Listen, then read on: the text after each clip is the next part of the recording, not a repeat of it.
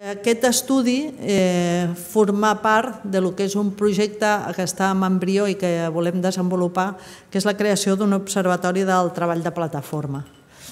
Això és, diríem, una qüestió complementària a altres coses que ja estem fent també com a sindicat, que estan dedicades més a l'organització dels treballadors que estan en situació precària.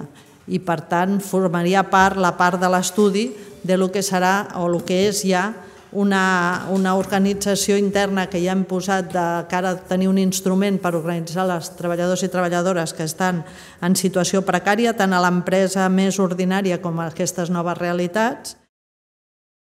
Més d'1 milió de persones, segons les dades de l'enquesta, un 19% de la població enquestada, ha obtingut ingressos, algun tipus d'ingrés a través d'internet. Aquest 19% aplicat a la població de Catalunya seria 1 milió de persones. Majoritàriament són homes, autònoms i amb titulació universitària. Unes 280.000 persones a Catalunya han treballat durant el darrer any per plataformes digitals. Aquest percentatge és menor dels estudis que s'han fet a Europa sobre aquest tema. El 32% dels treballadors i treballadores de plataforma a Catalunya reben més del 50% dels seus ingressos totals a través del treball de plataforma.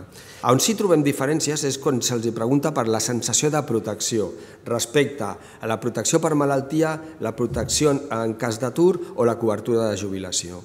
Els treballadors i treballadores de plataforma se senten menys protegits que els que no han treballat per plataformes digitals. En el cas de les dones que han treballat per plataformes digitals, la seva sensació de protecció encara és més baixa que la que tenen els homes. Crowdwork podríem traduir-lo com treballador multitud o més que en concret treballador de plataforma.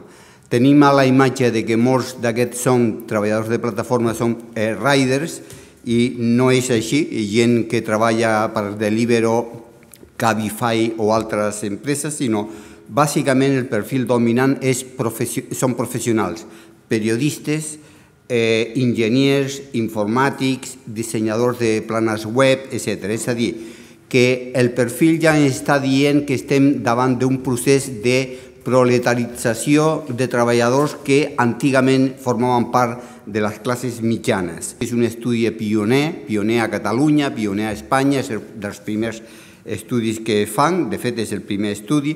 També a Europa s'està començant a fer estudis sobre els treballadors de plataformes, no n'hi ha molts, però de totes maneres també un tret diferencial, ja s'ha dit abans, és que tenim proporcionalment menys treballadors de plataformes que la resta d'Europa, però en canvi si mirem aquells treballadors que treballen i els seus ingressos són superiors al 50% derivat de les plataformes, estem a la mateixa alçada que altres països. El perfil dominant és un treballador amb estudis universitaris, és a dir, bàsicament un professional, i sobretot les ocupacions que no únicament són els riders, són treballadors autònoms, no únicament fals autònoms, són aturats també que treballen en plataformes, també trobem jubilats o també trobem estudiants i fins i tot dones que fan feines a la llar.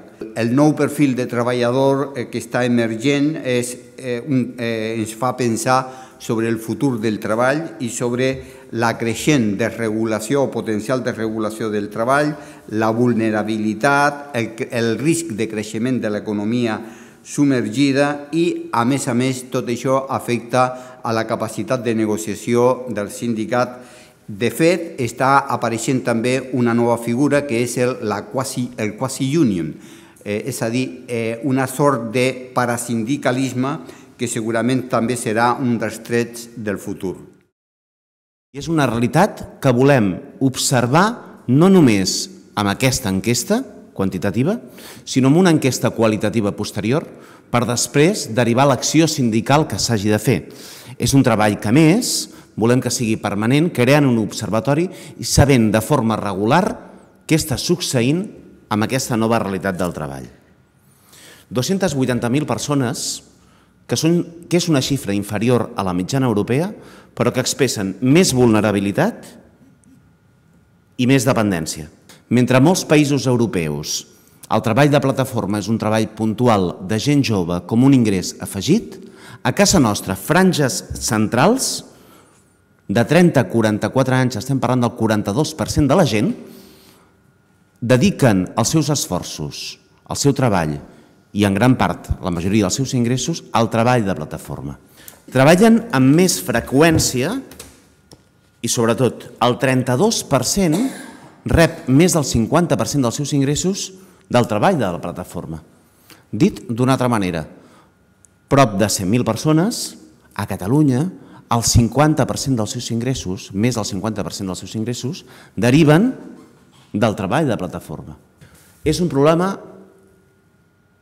pel govern, pel país, i és un repte pel sindicat que hi hagi 280.000 persones treballant en una economia de plataforma que sovint té característiques de desregulació i de mercantilització de les relacions laborals. Són menys que Europa, però són més dependents, treballen amb més intensitat, són més autònoms i són més vulnerables. El més rellevant és que el treball de plataforma afecta el marc de relacions laborals i les condicions del treball, genera incertesa, dispersa el treballador i a la treballadora, desregula. És un canvi radical amb l'organització del treball. I és un canvi que cal donar-li resposta.